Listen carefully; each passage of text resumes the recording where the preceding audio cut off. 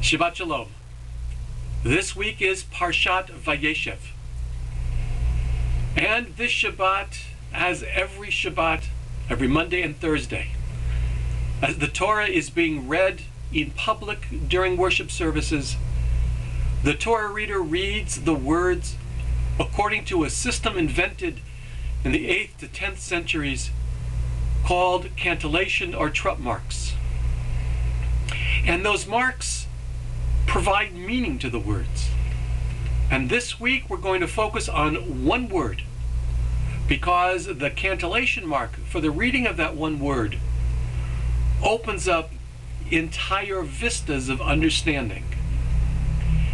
It gives us a glimpse not only into the soul of Yosef HaTzadik, of Joseph the righteous, but it gives us a look into our own souls as well.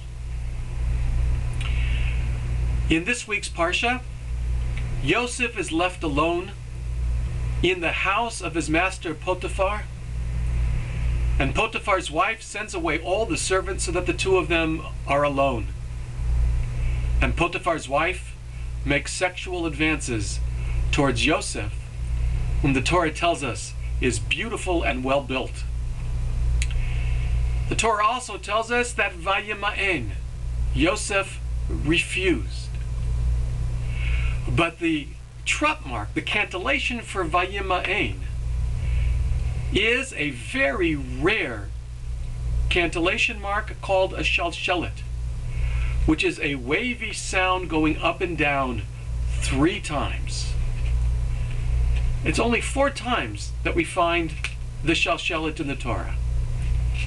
And here it has the effect of causing the Torah reader to stop and say the word, and he refused, and not leave the word so quickly.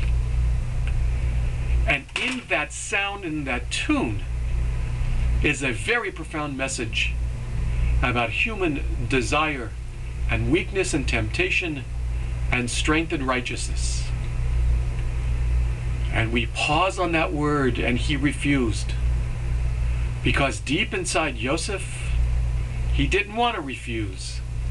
He apparently was as attracted to Potiphar's wife as she was to him.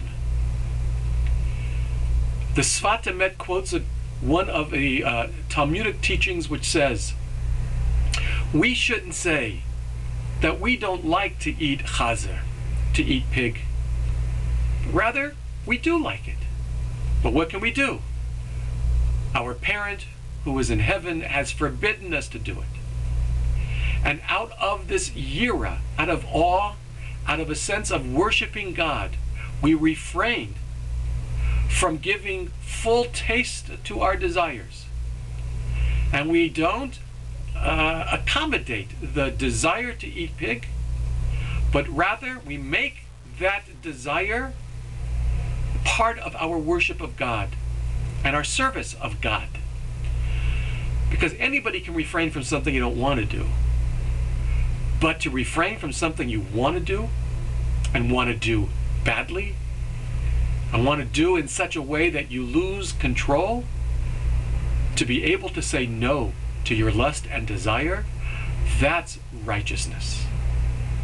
And the Sfat Emet says that we all struggle. We all have this temptation.